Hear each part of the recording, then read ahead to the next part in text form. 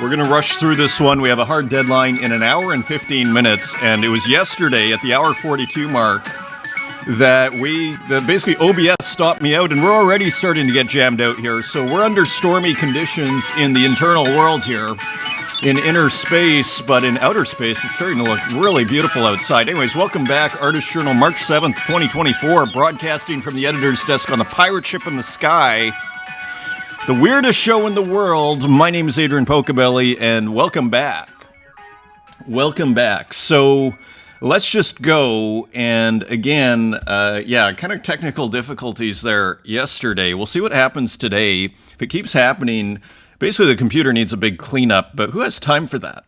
Who has time for that? Sorting through files and everything, but it's got to be done. Okay, so the artist here, Sky Goodman, and also in collaboration, this is a remix, actually. Commissioned portrait for De Boris. Original portrait is a work of art created by De Boris.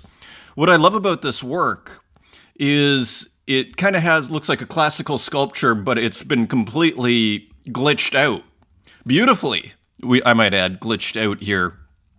And so it just felt like such a representative work of what we're up to here, this whole project of beauty. And that got me thinking as well. Interesting kind of weaving of sorts here too. And of course, Sky Goodman, glitch artist, at least for 10 years, as we were seeing on the X feed there.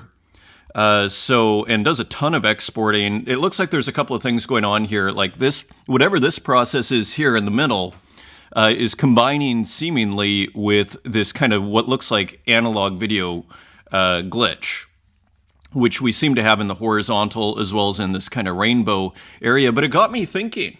It's funny how art can provoke these thoughts that I've never had before, which is, I was thinking, this project that we're embarked on here, as far as, beauty, let's say, and let's pray to the computer gods here today that this recording works. Now, there seems to be, my question that I was just thinking here as I was loading up and the coffee was hitting my neurons here was, has the project of art changed from Lascaux, the cave paintings, to Greece? Because in a sense, when I look at this, I say this project we're embarked on, now we're incorporating contemporary tools in a similar project, arguably, a copy of a copy here, a postmodern work, we could argue, speaking very loosely within our conversation we're having about this. But has the project of art changed between Lascaux and Greece? To be very loose and overgeneral about it. And it's kind of an interesting question because Greece, again, to be overgeneralized, but for the sake of illustration, that's about beauty. The beauty of the human form, naturalism, right? Or just capturing nature in an authentic and beautiful way, even idealizing it, at least what they were trying to do. That's not the impression I got with Lascaux. Lascaux, it seems more like the province or the area of the mind of ritual, of magic, of invocation. Let's, draw the bison to invoke the hunt, and maybe through a kind of sympathetic magic, I think of Lee Scratch Perry, who I interviewed, by the way. That's still on the internet. I actually need to dig that up. Anyway, sympathetic magic. And again, let's pray to the computer gods here. Is that what was going on at Lascaux? That is kind of my sense, right? Let's draw the bison, and maybe we find bison tomorrow again. Just finally, actually, and the reason I think of Lee Perry is because I drew a picture of Lee Perry the day before that I ended up getting the opportunity to interview him.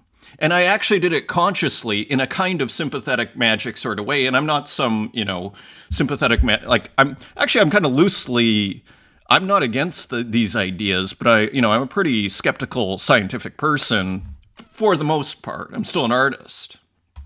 Anyway, let's look at this work a little closer. Again, Sky Goodman exporting using several tools here. Let me go to the original also, because this is very illustrative. The original, here's De Boris, and I went to De Boris's page with an awesome Riso print here. as you see here, risograph GIF. So a riso print that has been animated very simply, I might add. You know, you don't need to do much to animate something. Here, it's like the image was moved a couple of, a centimeter over, and then a centimeter up, and then a yellow background given in a pink background, and before you know it, you have a GIF. And riso is actually quite a complex, it's again, I think I've referred to it before, and, the poor person's screen printing, it's a beautiful process, though that is not to be, as you can see here, quite effective. As a matter of fact, and it works quite beautifully, and it's a lot faster if you know what you're doing. It's good to keep things simple, which Boris has done here. But again, kind of a classical-looking statue. I don't know if that almost looks like an Alexander the Great, but who knows? Just could be some god, some goddess. So that is the original, one thinks, as we come back to Sky Goodman's version. And we see the power of analog video glitch as a remixing tool. We think of Tezos, who did all those portraits of many of the artists in this scene. And again, I sent Tezos a picture when he did one of me, and he sent back 20 versions. And he's like, do you have any favorites? So again, the power of this kind of, it's like the most, again, it's this sampling tool. And we're almost back to this postmodern idea, and we see a lot of, interesting similarities between the visual arts and techno, which I actually don't think there are enough comparisons being made. And, I call it visual hip hop in one episode. Here, as you see, like here are the synths that are being used, the synthesizers. It was used as a source for the modified Edirol V4 and Panasonic M50. Glitched, rescanned off a CRT. So scanned off of a CRT, so I assume off a TV, somehow scanned either with one of those cool tools we saw the other day, maybe a picture, who knows, with a digital camera. So maybe a picture taken of a TV. An interesting process. That image was then pixel sorted, allowing for a mix of analog and digital glitches merging together. So beautiful, beautiful work here. And again, just seems so symbolic of what we're up to here.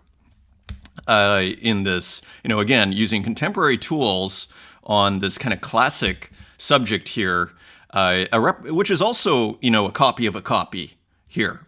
So we still, back to our hyper-postmodernism conversation, we still, I would argue, are in the land of postmodernism because we still have a copy we still have the referent.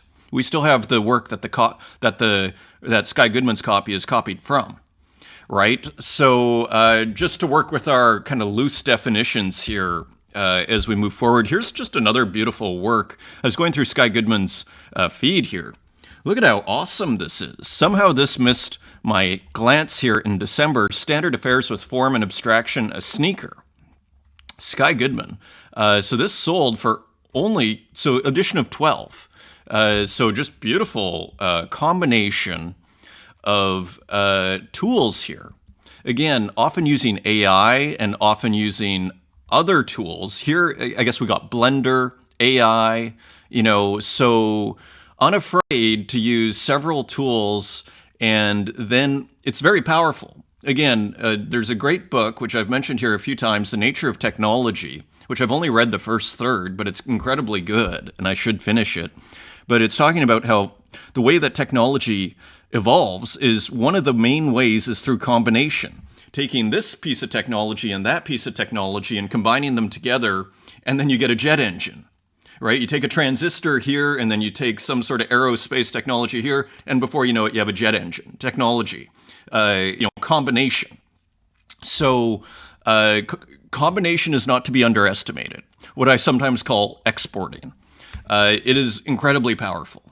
As you see in that image. Here's one more, Sky Goodman, and let's just make this big. It starts with a love of basketball, being a 1980s baby. I want to make a LeBron sneaker from my collab with Mental Noise last year, and now you can collect the full sneaker as a free mint on Zora.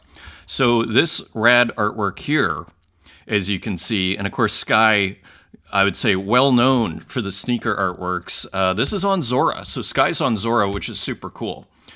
So a really cool work as we continue to sprint through this episode from Sky Goodman and Boris, a collaboration of sorts, a remix of Boris's work. So this has happened now. Zach Crevitt. So we had a beautiful space yesterday with Zach from Zora. Super interesting. If you want to hear how, Zach is thinking about, actually Zach's background is a photographer, which is super interesting. Really a professional photographer there working for several, and artist. And then, only coming to Zora, it seemed, as far as I understood the conversation, only a year ago, it feels like 3. But only, a little over a year, I think. And you also get Zach's thinking on how Zora kind of sees itself, a kind of Instagram of sorts, very interestingly, to Farcaster's Twitter. Interestingly, so check that out. That is in the feed. Quickly through the comments here before the computer crashes. Once again, Bosque Gracias. Thank you so much for your review on our art residency at Patagonia in Argentina. We are very happy with the result of having strengthened community, living all together in the same space with natural systems included, and why not at the same time technology, art, and blockchain. Kind of feels like a window on the future. To a certain degree, as I read these words here, the NFT artist is an unexpected visitor. It's a very diverse ecosystem with people of all types and ages, and it was great to discover how rewarding it can be to come together. With just mutual support and learn from each other, we can all pursue our dreams. And again, all the great, movements of the early 20th century, you could argue of the first half of the 20th century, maybe up to the abstract expressionists, were groups, especially in the, when you're talking about the modernists, like the futurists, like the surrealists. They were groups, even the Cubists, there's Braque and Picasso. So when I see this collaboration, especially it's just artists doing it on their own, not because there was some big call of like some big institution is saying, hey, we have a bunch of money for you guys, and then you guys can all do something and we can all pretend that something happened here. We have a bunch of artists coming together on their own. This becomes a powerful tonic, shall we say. So let's continue here. Fornax Void. Awesome to hear from Fornax Void. That's so nice of you putting all these new pieces of mine in this epic episode. Thank you. Fornax Void, I've gotten a couple of messages, probably a year ago, like, no, you have to check out Fornax's Void's work. He's influenced a lot of us. So it's awesome to hear from the great Fornax Void here. Speaking of full circle, relaxing my workflow a bit and experimenting with more abstract expressions once again was actually inspired by watching your excellent show and all those great works you're curating on here. Made me very excited. Seeing the result of your inspiration your show gave me, fluxing back into the show a few episodes later, epic hive mind vibes, and RIP to Jerry Saltz. Hilarious and really thrilled. That is, in a sense, we're having our own little meeting here, all of us. Ideas going back and forth here.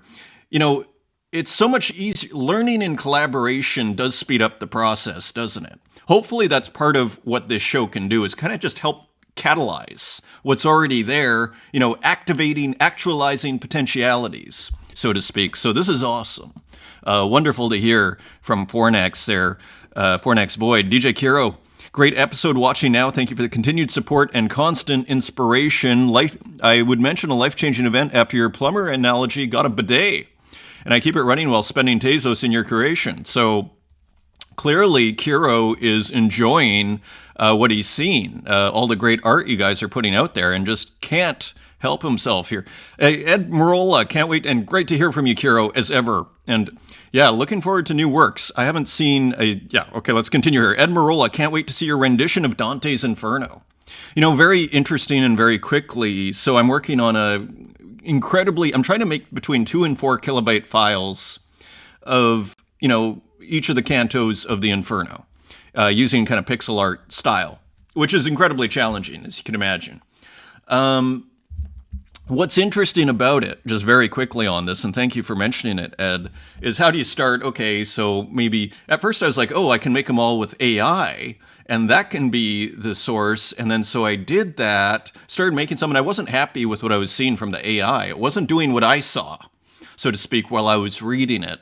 Then I was looking at some of the illuminated manuscripts, and I was kind of working with some of those, and I kind of liked what was happening there. I may still use some of that. But really where I am right now is, what about what I saw? And for, it's a rare thing for me to do. I almost always work with appropriation. Now I'm kind of just trying to draw what I saw, almost Ed Marola style. where you're just kind of not worrying about things too much, just blocking things in. And we're going to see a work in progress from Ed later in the tabs here.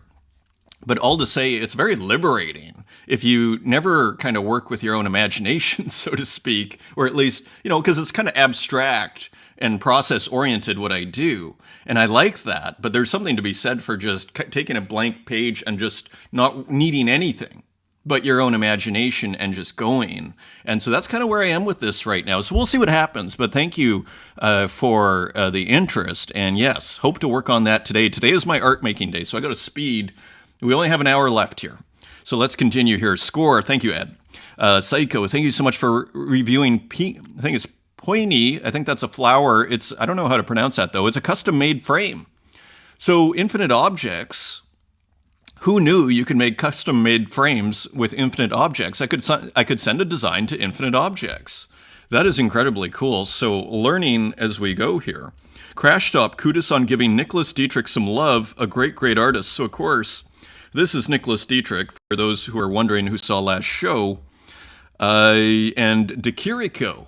Yes, you could make that comparison. Hadn't spotted that myself, but yes. And you know what's interesting about that? That was really on air that I made that discovery, because I was talking about this, being a canvas that I just literally feel like I could hold under my arm. And, that just reminds me, the first association I have is, the story of Max Ernst seeing De Chirico in a, basically a storefront gallery in Paris, and how that changed his life. And so that's the chain of association. But then mentioning De Chirico, looking at Nicholas Dietrich's work, all of a sudden it all starts to kind of ring, if you were to, you could make the connections, the same enigmatic quality, the same ambiguity, right? A similar poetry, we could say, a similar visual poetry. So glad you see that too. This is also very helpful. Me putting out like a kind of view, let's say, or a loose outline of what's happening, and then getting feedback on that. There is a kind of a Platonic dialectic. We move forward together here. So thank you for the comment there. Rosaccio, this made me laugh so hard. People want their art discussed. Maybe they don't want their art discussed from Jerry Celsius. I was kind of quick on that tab. I just kind of got over the whole, yeah. But yes, I kind of agree with you. Yes, indeed. So Gaspard Guerre, great to hear from you. Everybody, awesome to hear from you. And also the comments on Twitter. Prismos, great to hear from you. Glad you're enjoying the show. Lord Neutron, I think we heard, there's somewhere where Lord Neutron commented, which was awesome. So we heard from Lord, the wild artist who made this work here. And so that was super cool. Lily Illo, thank you for the comment. Imatraz, great content. I really like the internet tour you do. Beautiful way of putting it, by the way. I have found amazing artists and to continue to see their pieces. Thanks. Let's hope the tour survives this show here today. So thank you. And I'm glad, and just very interesting way of putting it. Number one, thank you, Nicholas Dietrich, the artist who started last show. Not to give too much away of the enigma, but your analysis is very astute, Adrian. Early 20th century painting is my foundation. So a little bit of confirmation here from the artist in terms of what may be happening, kind of poetic inspiration perhaps from the early 20th century. It's really beautifully done and very subtle and easy to kind of miss without really just kind of taking some time and looking at Nicholas Dietrich's work. Just, again, it just looks like art. Great to hear from you. HJ, amazing as always. Thank you. David, amazing artist, referring likely to Nicholas Dietrich here, indeed. Jan Lucas Magone, cool journal, my friend. I enjoyed so much, and great to hear from you, Jan. And Jan has a huge following on X there. So great to hear from you. Thank you for the posts. Bulls, thank you so much, dear Adrian, for displaying my piece in today's show. Your show was the engine to start creating again. I was quite stuck with work stuff, but watching episodes of Artist Journal really brought back the drive and inspiration, so it feels like a complete circle. And that is wonderful to hear as well.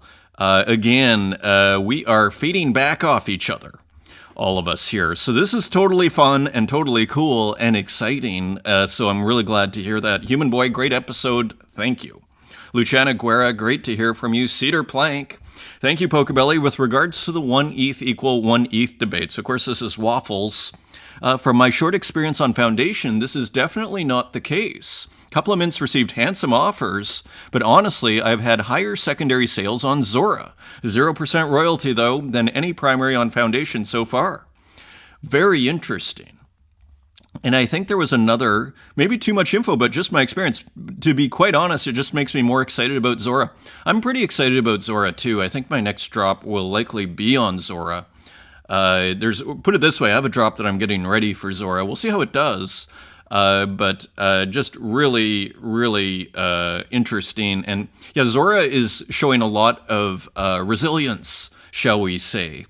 And they keep just delivering to artists here.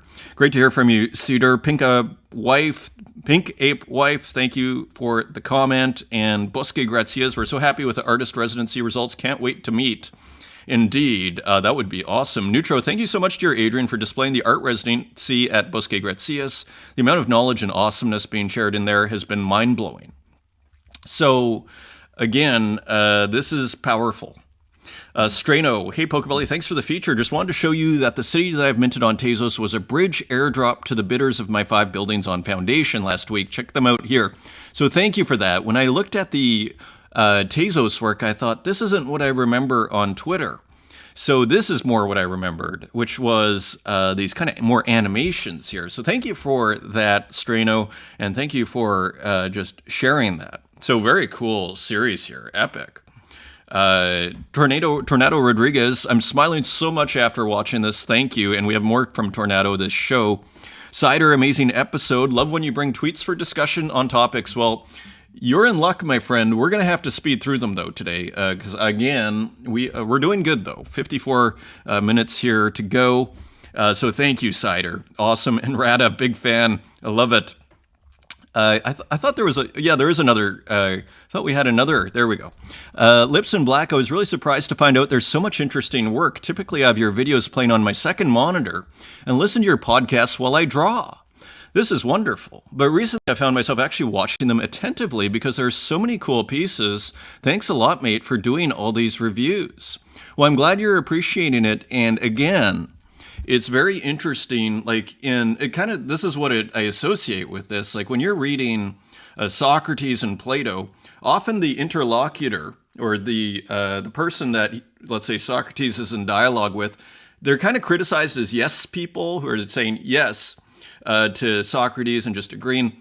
But what's interesting about it is that's kind of a confirmation. Like there's a reason that that's in there. So the reason I mention this is because us going back and forth and even getting the confirmation for me, we're in qualitative matters here. This is not math or science, as I always say, or physics. So it's very interesting on a qualitative level for people to for this to resonate, because it suggests that we're kind of coming across to a kind of knowledge of sorts. I say very loosely here. And quickly, before my computer crashes again. Rada sells.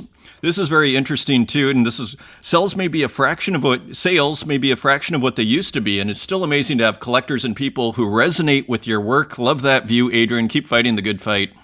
So indeed, exactly. As I always say here, it's just talk to your artists in the contemporary art world. Some do fabulous. I just discovered an artist. On next show, it should be awesome. I may start with that person from the contemporary art world. I rarely start with physicals on this show, but there is a fabulous, just a teaser here of what's coming, new discovery for me. But all to say, there's a lot of art out there, so if you're selling it, that's a good day. So glad to hear that, Rada, and awesome to hear from you as ever. Ilya Bliznuts, thank you for the review. Clint, we should be grateful to have sold any digital art at all. So I guess that resonated. That is interesting. And FFMEC, that's beautiful, sir. Thanks for the presence on the space. Long live. Yes, it's not built on the shoulders of giants. It's built on the dreams of artists, indeed. This show, again, it's not because some, higher up, nobody needed this show to happen. It's literally just like individuals kind of liking it and deciding that they want to interact with it and show it and share it. And that's exciting. That's what I love about this show. It really is built on the dreams of artists rather than, getting so-and-so, I got the job, so it's beautiful. So we talked about this. I wanted to make sure we hit Strano, and we talked about Nicholas Dietrich. We saw Nicholas Dietrich's comment there. Robness V3. So, of course, Bitcoin is once again looking like it's going to potentially break it actually broke the previous record at $69,000. You know, the ETF, interestingly, seems to have legitimized to a certain degree the crypto in a way that it's never been legitimized before. In a sense, you're getting major social proof. There is a BlackRock ETF now, right? And there are several others, but the fact that you're getting, you know, the capitalist system, you know, you're getting basically social proof from arguably the largest players in the Western capitalist system. And that, you know, who largely control the narrative for, you know, and let's not go too far on that, whatever that means, right? But let's look at Robness V3 within this context here. A $16 million CryptoPunk is actually not even news right now. So, of course, a CryptoPunk sold for $16 million. But Bitcoin is about to break an entire civilizational concept of a past economic world. And this is the huge question, right? And if that's the case, again, it's kind of back to this earlier idea, what if? If that's the case, if this world actually does happen, you know, it kind of brings back to what we're doing here as artists, you know, working on the blockchain. It brings it back to, like, where would you rather be right now as an artist? As I was thinking to myself, like, where would you rather be than here in this kind of blockchain world as it's exploding, and potentially, if, you know, Robness V3 is right here with the big picture, if we're in fact on the verge of an entirely new concept here of money, to break an entire civilizational concept of a past economic world, a new paradigm. There's more important matters here, sorry, punkaroos. So just an interesting big picture statement. So Jacob from Zora, you can now imagine with AI on Zora. So of course we're almost seeing this, like we've seen Base. I think it's mint.fun, if I'm not mistaken, has a canvas. We have Object 98 on the Object platform. And of course, we've had the one on Zora. Now they're incorporating AI into their native image maker. So this includes built-in splits for the AI model itself and the host of the model, and it sounds pretty advanced. If you're interested in creating your own models, AI models, or integrating yours into Zora, let me know. More to come. This is impressive. This doesn't sound like some, 25-cent AI maker. Like, this actually sounds pretty impressive. Zach, who's on the show yesterday, this is kind of crazy, still wrapping my head around AI image generation directly in Zora. Using a model like SDXL, I think that's Stable Diffusion, usually requires at least some barrier, either technical know-how to run it locally or a subscription to use it on a service site. The inference by FL AI data is super fast. If you've ever prompted with Stability AI, you'll know exactly what to do. If you've never used that Stable Diffusion before, you'll figure it out quickly. It just works, to quote Steve Jobs there. It just works. And then you can just mint it. A big deal. So, very interesting. And again, let's send out our prayers here to the internet gods or to the computer gods. I may need a new computer. We may need to do a fundraiser here. Let's see. I'll try and give it a good, clean kind of do-over. Give the computer a do-over this weekend. Who has time for that? That's a day of your life. By the way, each time you use a prompt to create an image in the new Zora generative AI tool, it creates a new layer. So you can create several, resize them, paint over, upload your own images and backgrounds, add text, add other NFTs, and so on. I'll do a demo soon, but it's very intuitive. This is wild. It's a sampler, almost. I mean, you can take another song and you can start to remix it on the spot. Really cool. I mean, what's beautiful about Zora, too, is you can send anybody there. They don't need to have crypto. All they need is a MetaMask, learn MetaMask, which is a couple of YouTube videos and a bit of a paradigm shift. But you don't need crypto to start on Zora. So you can make the image, you can mint it, and you don't even need crypto. And then eventually, hopefully, you sell some of these works and you start accumulating. So it's kind of interesting. So here, now, I think this was I thought this was exactly Nick from Gamma.io, of course, which is, I believe, ordinals on Bitcoin. Of course, Try Gamma is home to artists, but also to creators and communities of all kinds. Shockingly easy to launch, but Brett will give you the VIP treatment if you need help, and the mint flows are like butter every time. So here, want to launch your own ordinals collection? Launching your ordinals mint on Gamma.io is so easy, and the mint is the best on BTC. Ready where you are, no need to wait, no contracts to sign. If you are art ready and if you have your art ready and a Bitcoin wallet, you're good to go. And of course, the benefit of Gamma.io is it's a lazy mint. In other words, for those that don't know what that is the collector pays for the minting, not the artist, because that is a huge stumbling block, especially for artists around the world. Maybe they don't have any. It's kind of back to if you have no crypto. This is probably a way to do it. Or at least you start on Zora and then you make your way over and you have an ordinals collection within a few weeks here. Our deployment takes less than 5 minutes and I'm here to help at all times. How to launch? See my YouTube tutorial and DM me. So some alpha there here if you want to get started on ordinals. This is like a very low cost entry here. Number one rule of sales, marketing, and life. So this is important too. And of course, this is Nick from Gamma.io. As we continue to sprint here, we have 45 minutes. Everything is a funnel. Everything you don't put right in front of people's faces adds steps to that funnel, which results in exponential declines away from your intended outcome. The number one issue I see nonstop, put your link to your sales mint page everywhere. Referring to artists, it should be underneath every single tweet. Maybe an exaggeration, but every work that you post, put the link. And I can't tell you how many times I've found works on X and I don't know the link, and exactly to Nick's point here, am I going to go to the profile? Am I going to start looking through the link tree, trying to figure out which link tree to press on when when I'm trying to finish this show at a certain time, and right? So there's a lot of wisdom in what Nick is saying. Reduce the barriers, the friction. It should be in your profile as the only link or the first link in your link tree. Right? And even Linktree itself is arguably a kind of barrier. As the sun shines here, I'm going very early today just to get this done.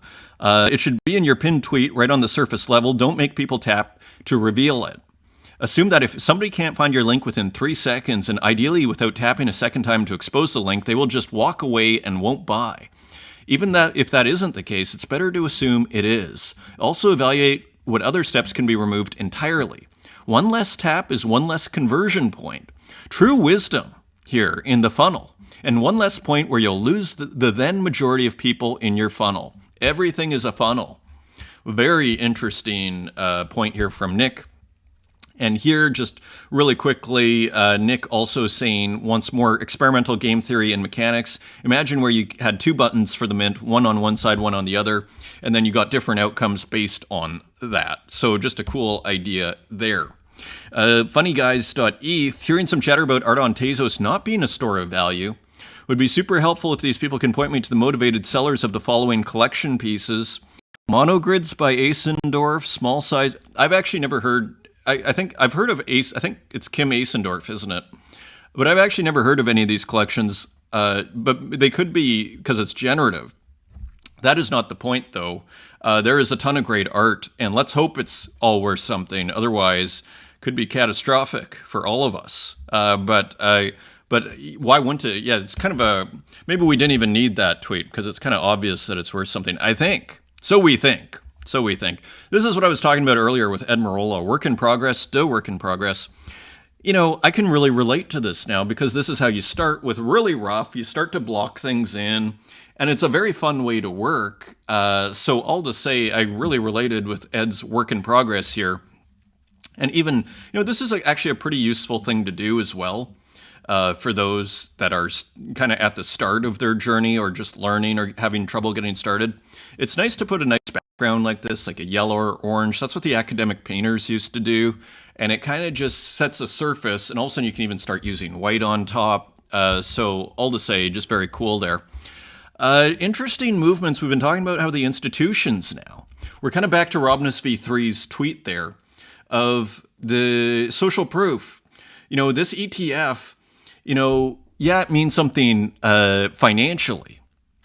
But I'm kind of more, what does it mean symbolically, right? What does it mean from, a psychological perspective as a social proof perspective? Because all of a sudden, one could argue with the ETF, the narrative has completely changed and it's legit. It's like Bitcoin is legit. And now, if you're a museum and you don't, you kind of have to all of a sudden reevaluate your whole NFT crypto strategy here. So we saw the Musée d'Orsay, I think earlier this week. Now so Tezos is making, working with Object One and Tezos. Now here's more developments. WAC Lab Season 3 is here. We Are Museums welcomes 20 new cultural institutions set to redefine the arts sector with the power of Web3 technology. And here we see the Van Gogh Museum, a major institution. Palais de Tokyo, Domaine Chambord, that looks like a chateau, a castle. But there were some others, even just Cleveland Public Library. This is interesting. And isn't this interesting? The Great Egyptian Museum, not sure where it is, the Kiev National Art Gallery. So we've seen all sorts of interesting Van Gogh Museum and Palais de Tokyo. So all sorts of interesting, if you're an institution, you have to you have to start thinking about this again. And you're kind of forced, even if you hate crypto, you're basically forced. Otherwise, there's this huge risk that you completely miss it, that you get left behind on what's going on here. And I would say the resilience of this scene through the bear market, I think we'd still be going. If Tezos was at 30 cents, I still think we would still be here, right? So there is a resilience here. There's something going on over here in terms of this art scene and just the technology and everything. So here it is, the press release. Van Gogh Museum and Palais de Tokyo join leading art institutions for WAC, We Are Museums Labs, or WAC Labs Web3 program. All right, we got to run here. Tezos Foundation, after working closely to support artists from underrepresented communities, the Jean Medici Arts Fund and the Tezos Foundation have decided to wind down the partnership. So I didn't realize, I don't know too much, to be honest, about the Tezos Foundation, I think this is loosely associated, if not totally associated, with Cosimo de' Medici. The unspent funds will be used for other art initiatives that grow and support the Tezos art community. So, of course, all the artists weighed in and what to do with this unspent money, which is kind of hilarious. And apparently, something like up to $1 million. Somewhere in here it says there's up to $1 million. So everybody starts weighing in as to what to do with it. If I had to solve the problem how to administer $1 million in support of the Tezos art community, I would probably try to set up a DAO, initially guided by people I personally trust, such as these people, Diane Drube, Art Gnome, McCall, who have shown that they are in this because they're not here to line their pockets. Honestly, I think airdropping that money the way Optimism just did, so here's Sabato for their creators, would be more equitable than setting up another committee of institutional players. And this really resonates with me, and I totally agree. I think it will lead the same discourse of gatekeeping that we've been already having. Yes, we don't need more gatekeepers. We really don't. Why are we trying to reinstitute anybody? And that, includes me or anyone. Okay, like I completely agree with Sabato there. And I think let's go here. Let's continue. And Estelle Flores, I've been working with Tezos since I've entered this space. All the airdrops I've received from other chains were because of sometimes 2 or 3 interactions. Tezos is the home of most of my work in NFTs, and I dare say Tezos is the most popular chain for artists in the Global South. I feel Tezos Foundation have targeted us at some point and used our third world working drive when it made sense in their plan. It has never been in their plan to defy the order of the traditional art market. You do get that sense. Actually, steering out of the European axis, for example. We even saw that in the Taschen book, and Sabato pointed that out quite clearly. Was very kind of North American, Europe-centric, wasn't it? Especially North American-centric. It was also ETH-centric, which is, and so it almost becomes class-centric because people, necessarily in Argentina or Turkey couldn't necessarily mint on Ethereum when they're starting out. So there's almost a class issue. Kind of hilariously. And you'd think in 2024, this stuff would be thought of ahead of time from the likes of Tashin. But anyway, let's not get off topic here. Or to reward who is responsible for most activations on their chain, us. Tezos would never have been remotely relevant if it wasn't for us artists too poor to mint on ETH. Now that there's a plethora of rewarding options out there, don't expect us to stay where we clearly don't feel seen. And this is an important point, I think, which is there are more options now than there were 2 years ago, when kind of Tezos was seen as a thing. Like, I'd argue the most stickiest thing about Tezos is actually not Tezos, but Object. The Object website, because there's followers, there's notifications. It's such a good website. Like if there was never an Object and it was only, Taya when it had, in the earlier phase, when they hadn't sorted out the infinite scroll properly and it kind of crashed your computer every time you loaded it, at least for me, I'm not sure Tezos would be as popular. So I'll just say something to not take for granted. Sabato again, after the whole optimism airdrop, it's been pretty clear that Tezos is run by playboys who are obsessed with race cars and celebrities. We're just bullet points for them. Platforms and community are great, but they don't actually need Tezos. So yeah, the artists don't actually need Tezos. And so you've already seen with Zora, all of a sudden, I would argue Zora is competition for Object and Tezos in a very real way. You're seeing it in the art. And I need to speed up here so that this, for many reasons. We haven't even got to the art yet, and we have 35 minutes to go here. So, actually, maybe 45, maybe 40 minutes to go here. So I'll just say, in optimism, there's something to be said. Like, if I don't know what the main optimism marketplace is, NFT marketplace, they should kind of advertise it, frankly. But whatever it is, you're sort of a little bit more sympathetic to using it after they give you a big airdrop, right? So all to say, I wouldn't take, if I was Tezos, I wouldn't be taking things for granted too much. It's sort of my take on it. I agree with all these sentiments out here. Santiago Ruao, learn from Solana and Optimism, who reward artists who have been creating and interacting with their applications for a long time. I have been in Tezos for 3 years or more and never generated a stimulus for their creators. If this continues like this, everyone will simply leave Tezos. So, don't underestimate the power of soft power. Sometimes it gets underestimated, and there's a lot of soft power in saying, hey, thank you for helping make this, blockchain what it is today. In many and large respects, which is half the reason maybe these institutions want to work with us, because of the thriving art scene. Maybe something to not be taken for granted.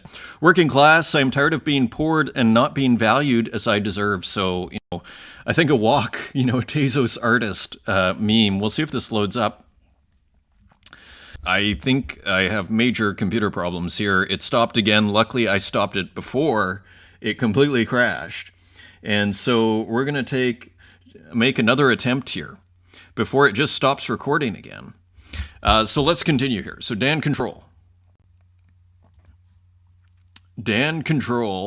and with a gorgeous, poetic, ambiguous work here. You have to actually absolutely love this. There is what looks like a lion or a panther or a dog with a princess head maybe, and here's the princess, and there is the castle. So another medieval scene.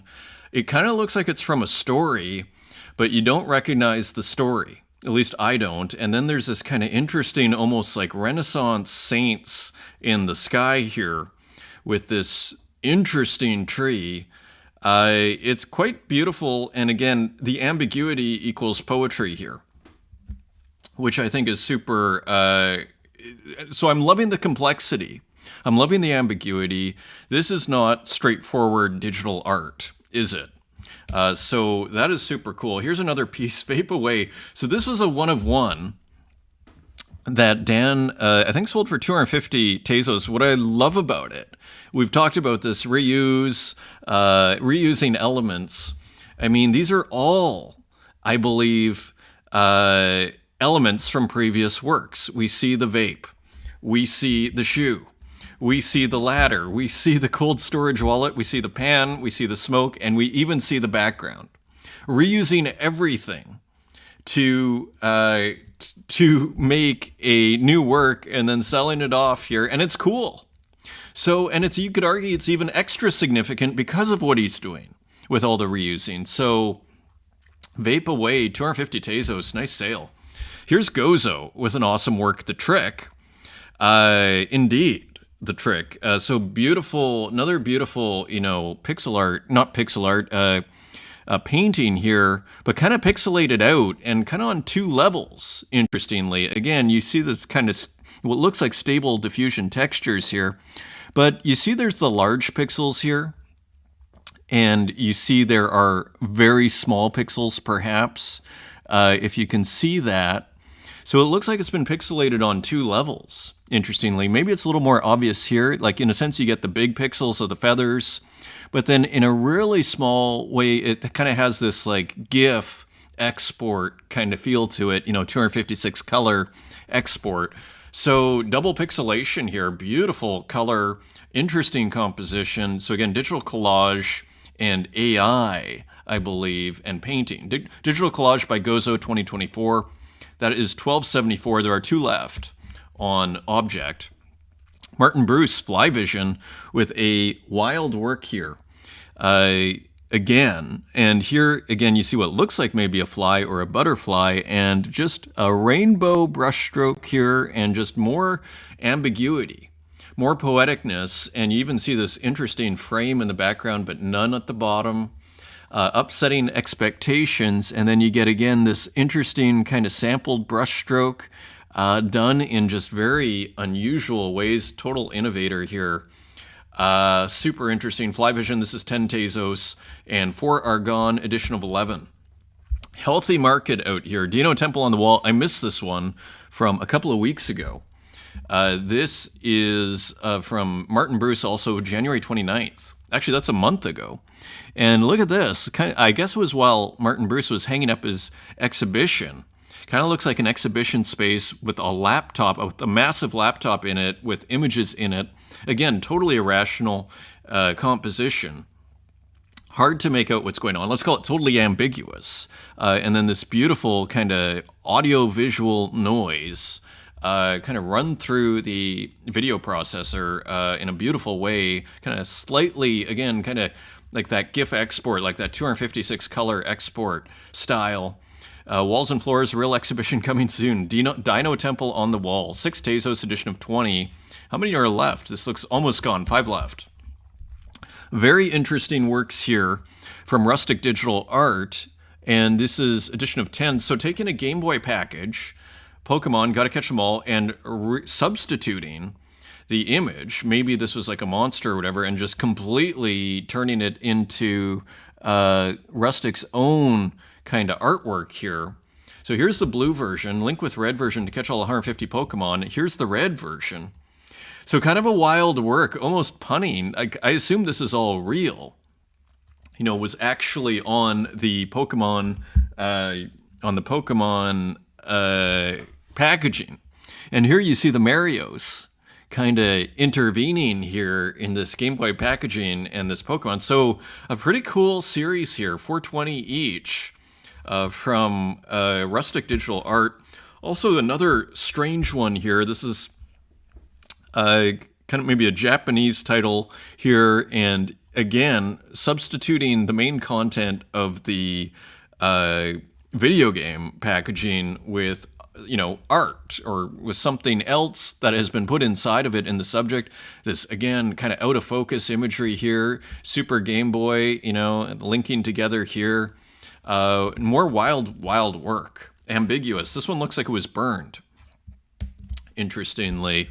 And here's another one, Rooster. So, again, we're playing with the Marios here, and this interesting kind of abstract style here, and the different colored Marios. I'm checking the clock here because I do have to stop this video in 10 minutes and then restart it. It has been a total nightmare.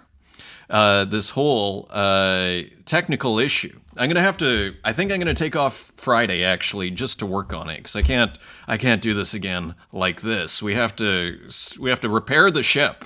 We have to repair the ship. Rooster, edition of 3. And so 420 each. Cool work. And here's another one that pairs nicely with it, Flowers. And here, again, we get the same kind of Super Marios and put into this kind of interesting abstract composition. Here is another one. This is Santiago. This was just posted on Twitter.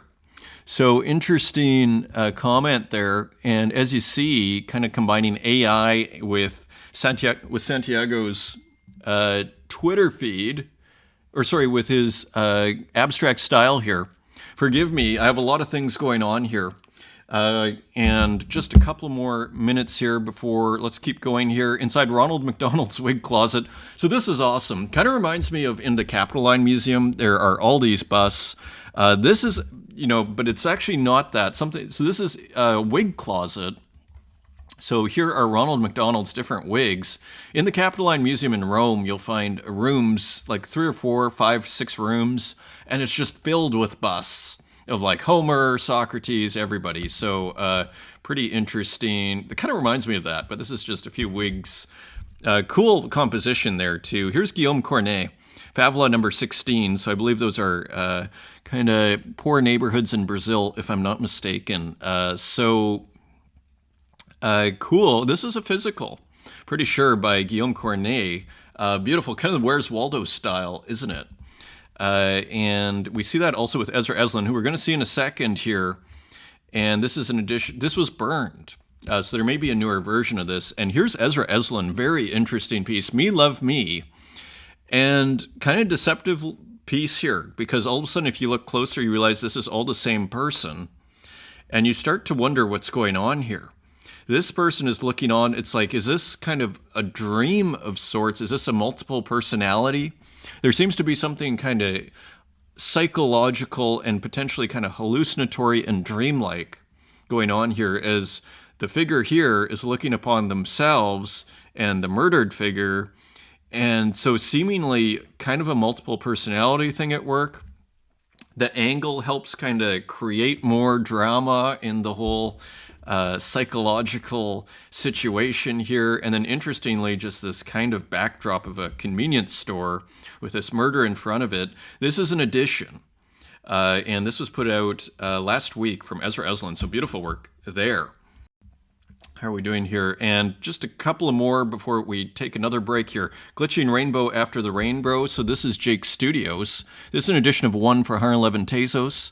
And as you see here, there is the rainbow, and the hard drive is working. And there, interestingly, green clouds in the background and everything. Kind of looks like they're in a pool here. Kind of, again, more ambiguity. I love the ambiguity. The ambiguity makes it more, it makes it more poetic. It makes it more, again, ambiguity in a lot of ways equals art to a large degree.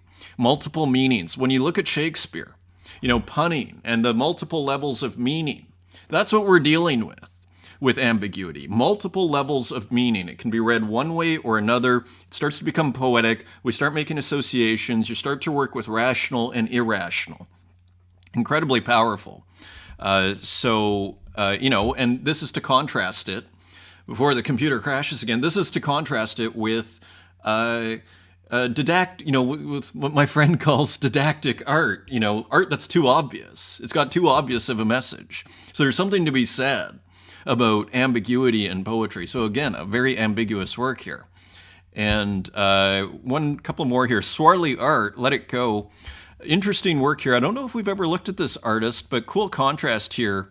Almost looks like a physical work with the purple. And you see the smoke, that looks digital. Kind of the soft smoke contrasting with the hard outlines here of this kind of skeleton figure. Letting It Go. Some Feelings Must Go, Let It Go. Frame by frame animation by Swirly Art. Edition of 20 for 1 Tezos. And here's Uyo 66. Again, another one of these 3D, kind of red and blue 3D glass artworks. Kind of looks like a newspaper guy. And here's Morgan, the newsmaker. So, interesting piece. I kind of feel like there are some game mechanics of sorts here. Not exactly sure. That's a 1 of 1, went for 41 Tezos. And here's Katarina Create. and we'll just do a few more from Katerina here. This is from Sloth. So here's the black and white Sloth magazine. I think it's all in black and white, if I'm not mistaken. And so here Katerina made a image there, and you see flowers, basically nature scenes, ice melting, rain, the dove, the sun, the clouds, the flowers. So a page from Sloth magazine number 22, just for 3 Tezos, 39 unique artworks from cool artists. And here are just finally, as I wrap up here, some works from Object 98. So using the old Microsoft Paint program, by Katerina Create. This is a great one. I'm not sure if we looked at this. Interesting how she keeps the outline here in the parts that overlap, the parts of the body that overlap, like the leg here and everything, and the toes. Very cool. It looks great. Cool composition, pink paint body, daisy chakra. So this one's still available on primary for $250. These look great. Daisy dress, just very cool.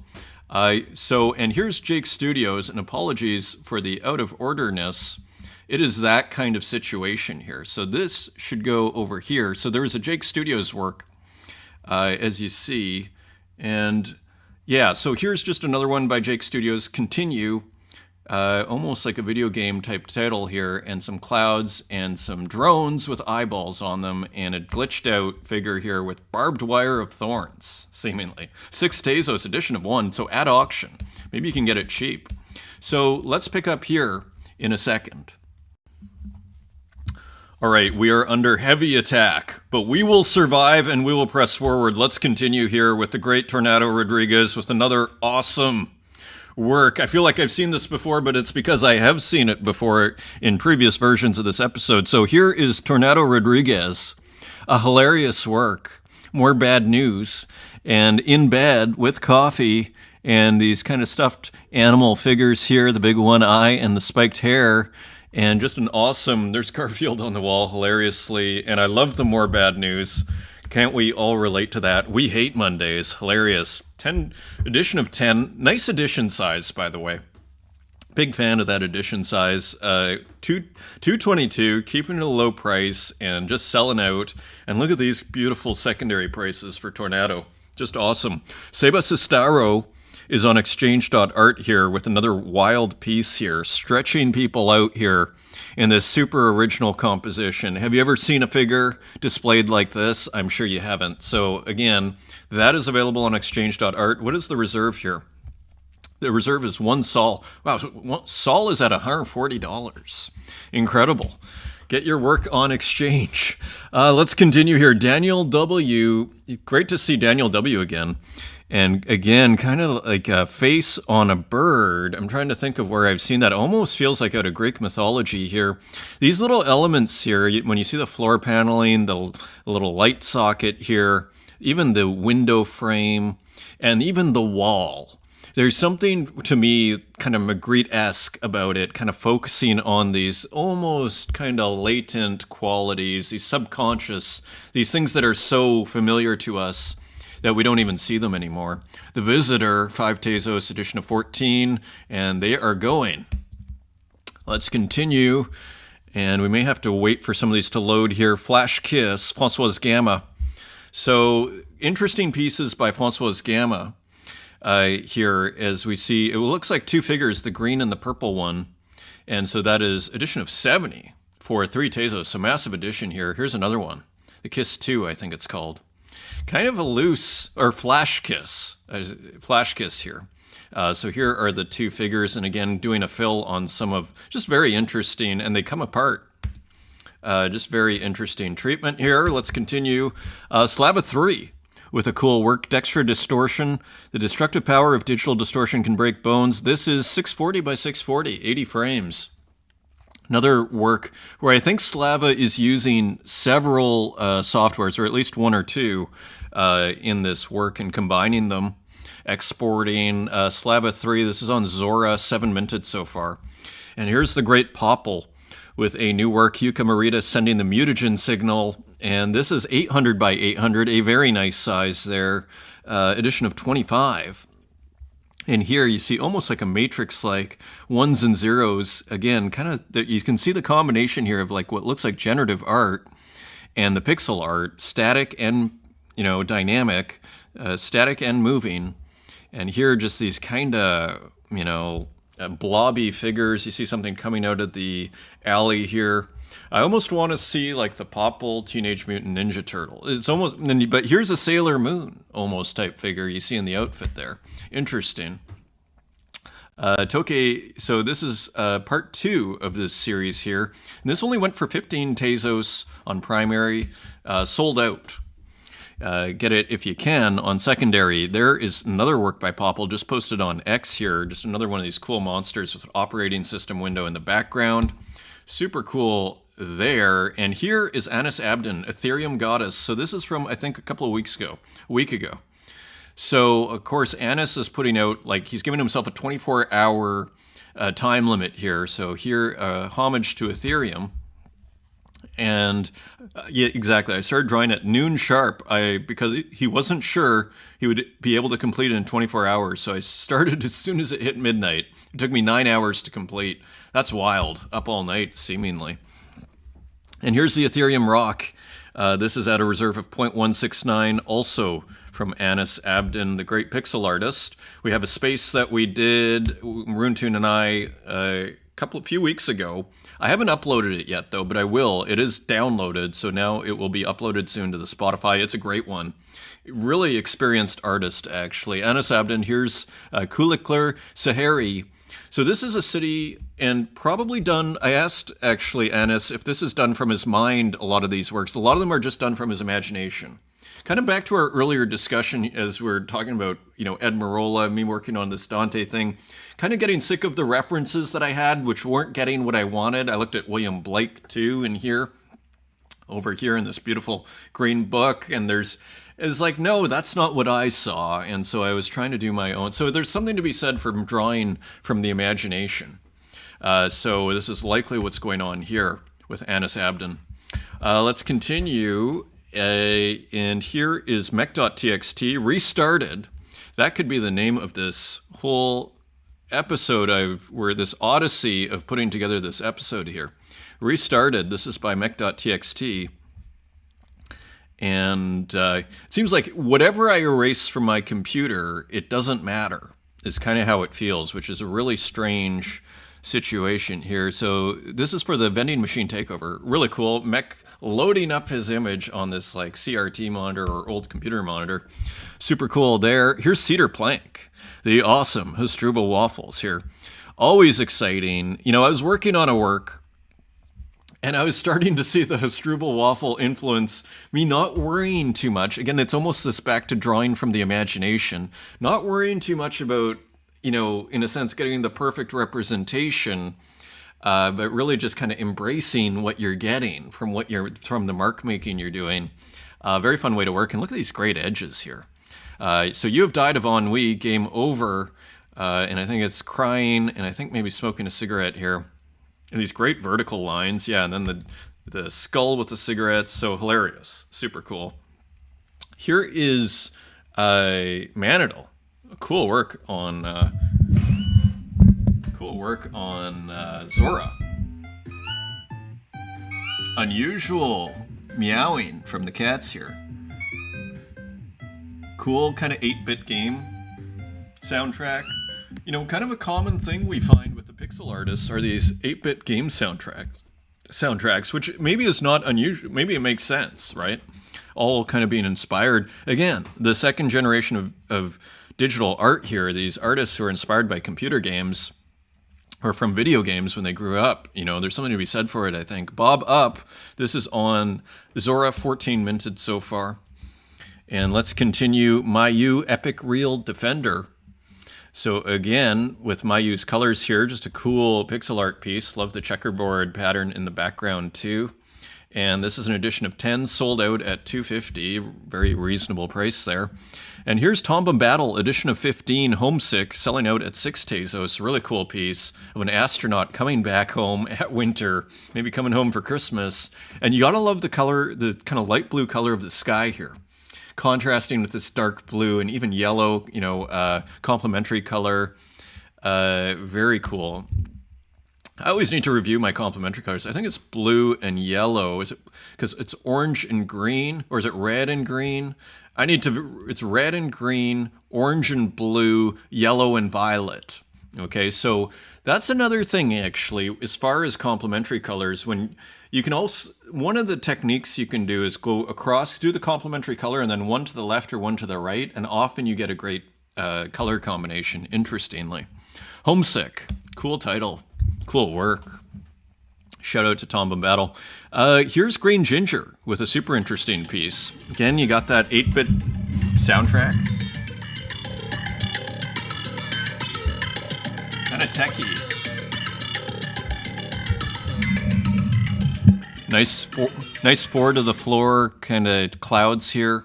Transdimensional throughway. This is Green Ginger with Kruger. Maybe Kruger did the music here then.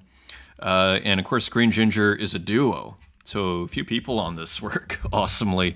Here's Element Lee, of course. This had an interesting title, Berg, which I think a Berg, B-E-R-G, is a mountain, I think, in German, if I'm not mistaken.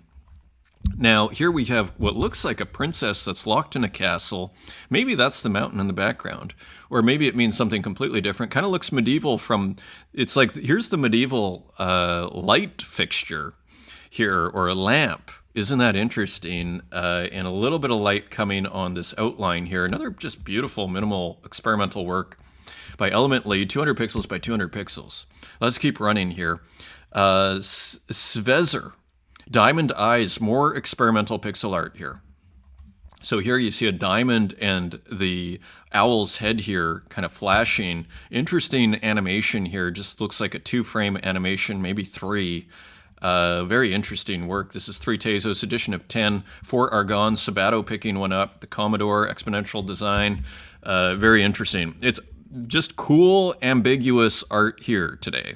We're seeing a lot of it, which I find super bullish. Chaz, 1942, so again, looks like a World War II game on an old computer.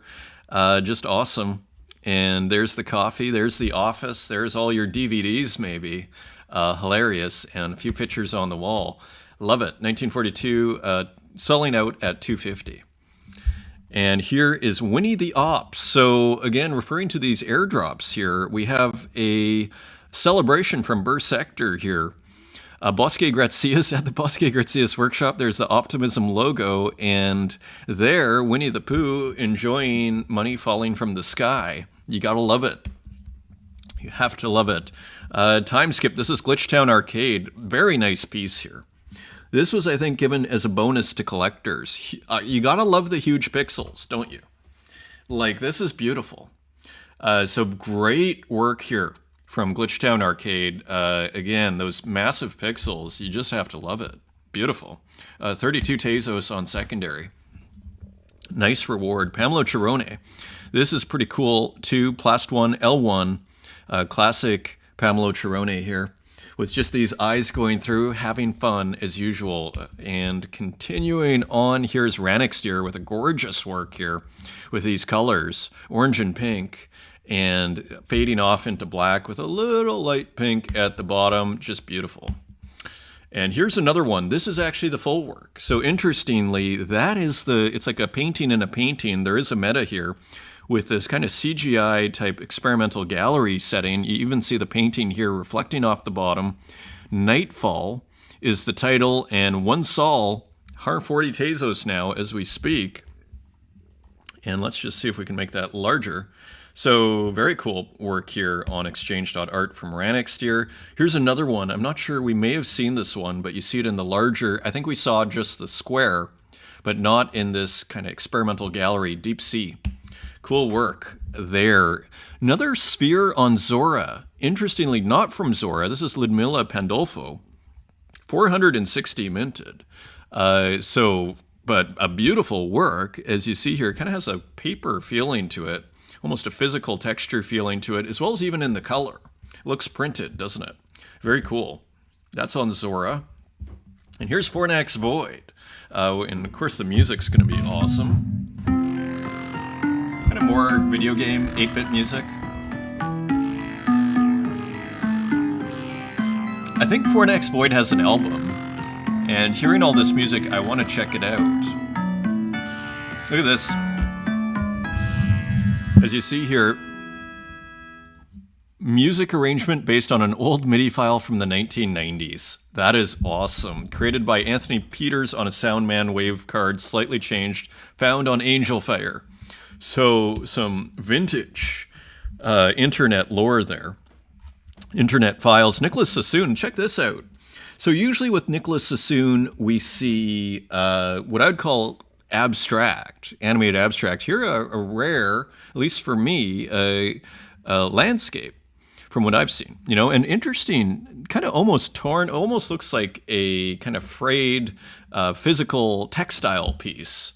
Interestingly, and then you just see these kind of cycling colors through this beautiful landscape here. Almost a Mona Lisa-esque landscape, you know, a close-up of a Mona Lisa, of the Mona Lisa background there.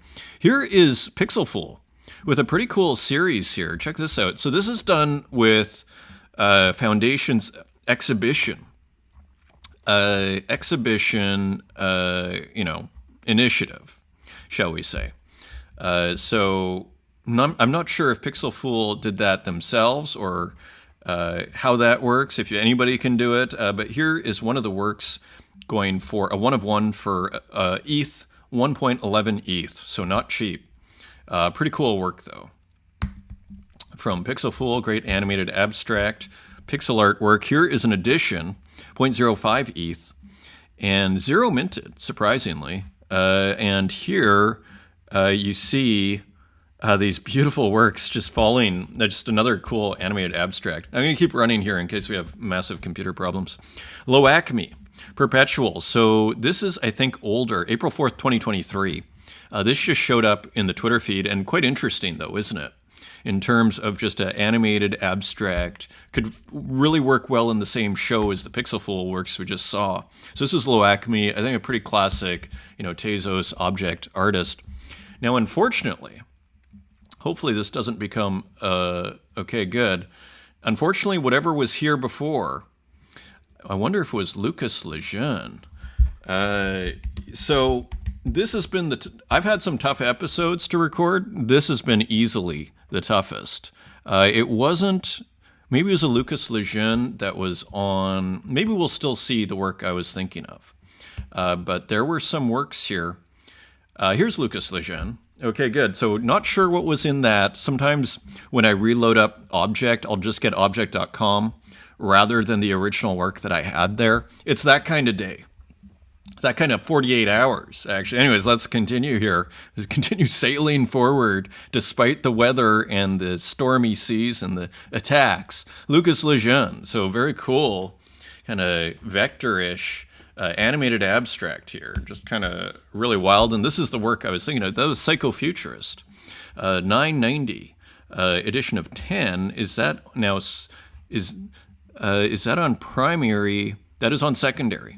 So pretty cool work here, isn't it? Pretty ambitious, lot going on, cool kind of flashing going on with the figure here that's crouching. Just a really cool, ambitious, rad work. I feel this every morning when I have Huevos Rancheros, hilarious. And continuing Demon Ego, some cats on the way for a special exhibition. And so playing with some cats here. And looking like playing with some AI as well. So, of course, Demon Ego incorporating everything. A huge exporter as well. A huge combiner of different softwares. And there you see some AI, I think, incorporated into the mix of those notebooks. Composition 155, this is Klaus, with some more compositions here. More abstract 1 of 1s. That's 23 Tezos on primary. And here's another one, 21 Tezos on primary, a 1 of 1, composition 154. So I am letting these load up as I go through the page because maybe that will take less memory, I'm hoping here. Minose, this is Renki. So yes, forgive the technical difficulties on this one. Just to get this show out is going to be a complete miracle. And it shouldn't be. It should be hit the button, go, and hit stop. All to say, Renki with more cool work. Love the color on this beautiful gradient too, and just, you know, geometric abstraction, I suppose one could call it. We have a wonderful work here by Zozo. Look at Again, ambiguity, poetry. Don't know what's going on.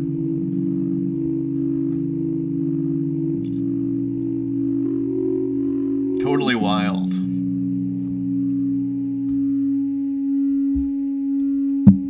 You know what I love about this? It's avant-garde in the way that it would be in a contemporary art gallery, but when I go to a contemporary art gallery or even contemporary art museum, often you'll see works that are ambiguous that you don't understand, but you get bored. This is not boring. I kind of just want to keep myself aesthetically. It's keeping me interested and hooked, and the music is great. It keeps me hooked. It keeps me interested. That's pretty cool. That is, again, like, then you're starting to be in the area of the avant-garde, where it's like, why is this keeping me interested? Because, of course, when you're in these contemporary art museums, oftentimes you're not interested, at least me personally. So this is really interesting. Zozo frequency, 3 Tezos. Again, more poetry, more complexity, right? Again, remember the Dan control that we're starting out with here in the works. Here's Kurt Hustle Collective. This is a full-on, like, legitimate, we already knew it was a legitimate art scene, but really, you could curate a brilliant show here using these works like this, these empty hallways, and put it in a contemporary art museum, and it would work. And my point is, I'm not sure people would know the difference that this came from the blockchain. And it's way more interesting, at least for me, speaking for myself. Like, I love the subject matter, the elevators. It's like a subway platform, empty. And again, just killer music. So I'm getting excited here. Sector 9, Part 3, only 3 Tezos, Kurt Hustle Collective. Turning heads.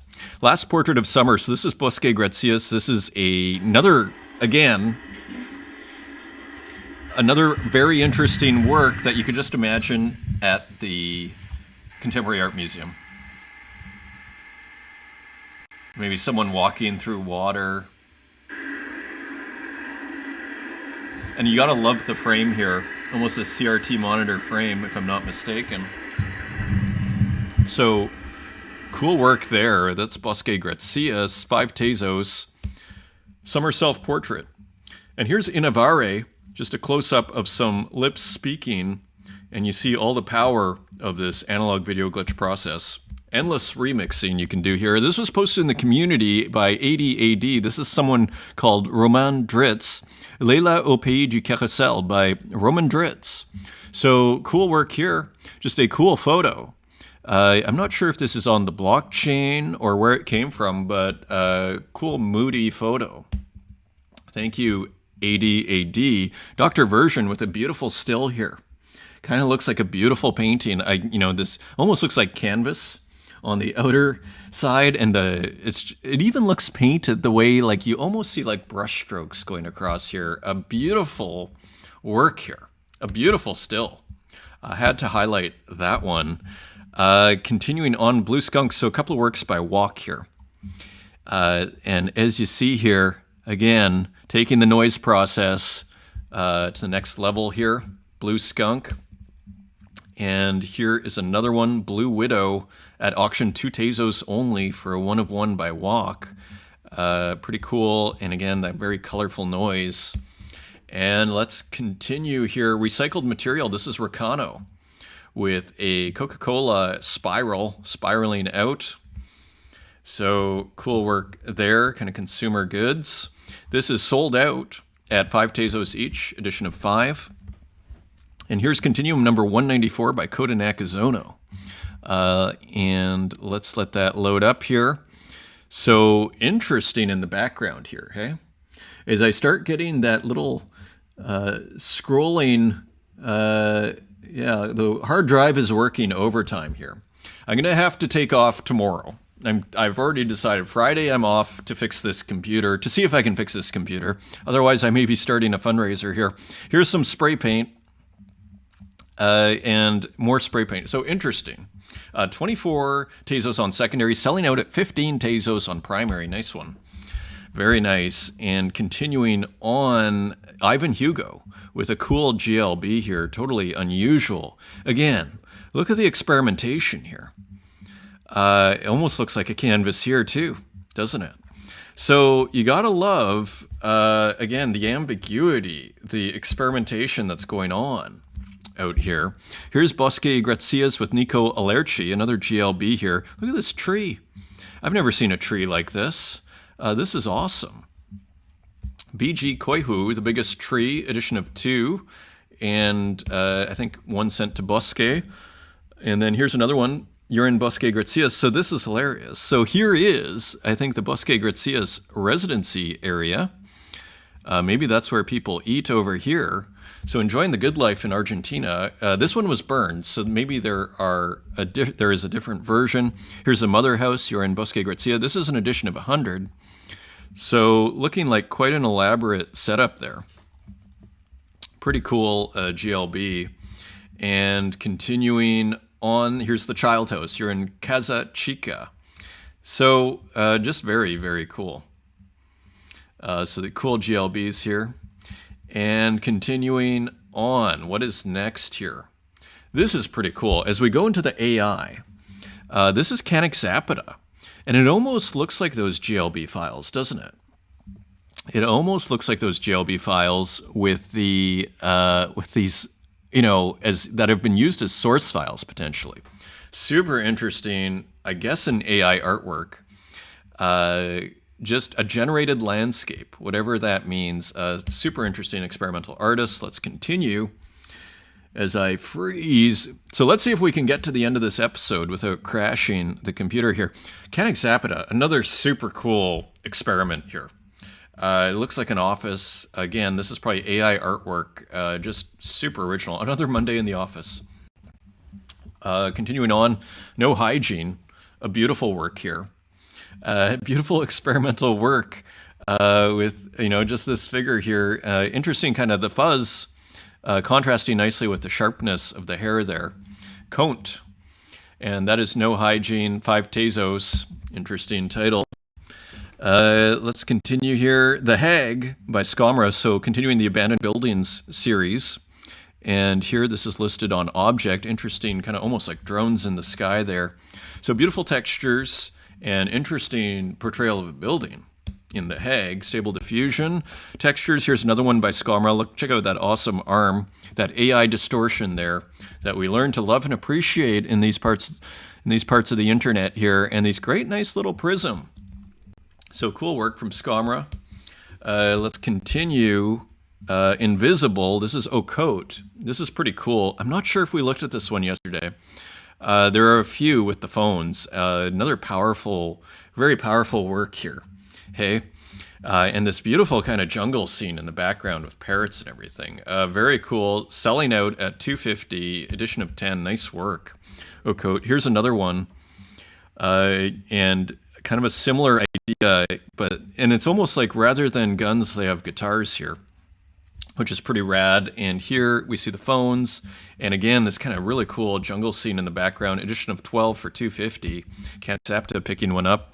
Here's Strange Thing with a really interesting piece. Each idea an artist conceives as a fingerprint, unique and telling. To use another's idea is to wear a mask of creativity, not owning it. And beautifully painted here, this drapery. And again, the colors are just off the charts. Kind of has that luminescence of Raphael. And here, making a strange thing, a self-portrait perhaps of sorts, with this kind of Jesus figure in Sonic the Hedgehog kind of jogging gear, not sure. All interesting over here. And Cams of Shame, this is pretty interesting. This is by Cello, who we haven't seen from for a while here. Cool, just interesting work with surveillance cameras all surrounding this nude. This is 3 Tezos, edition of 10. Interesting piece, and a few left there on primary. Here is Sulkian with an AI artwork. As you see here, Visionary, I think IA, I think in French you say Intelligence Artificielle. If you ever see IA, you'd say IA. I think probably in Spanish as well. Salkian, I believe, out of Argentina. Kind of looks like a psychedelic spaceship here. It's got the right colors, doesn't it? These kind of pastels, these bubbly spaceship. Very cool work. Looks like Burning Man on Mars. Mo SHIT with, I think this is an AI artwork. Sure looks like it from over here, but it's getting harder to tell with this beautiful shiny ceramic here. And let's zoom forward before the computer crashes. Mama Wako, acrylic and oil on canvas. So this is Quilanina. We have a couple of canvases here from Quilanina, and I think these are also inspired by the tarot. This is the Emperor, or maybe the Empress. And this is the Chariot. So a couple of physical artworks here. Really cool how Quilanina makes it her own in these works. Look at the river. Just an awesome artist. So these are acrylic and oil on canvas. Very cool. Here's Out of Scale, and this is Gabby Walters, I believe. This looks like Gabby Walters. I didn't see a name on there, but interesting, unusual crucifix here. Looks like a physical as well. Kind of this pink lightning coming from the sky. And this huge head here, Out of Scale, interesting piece. Not sure what's going on with all of this English auction business. This went to Rorich for only $777. Good deal.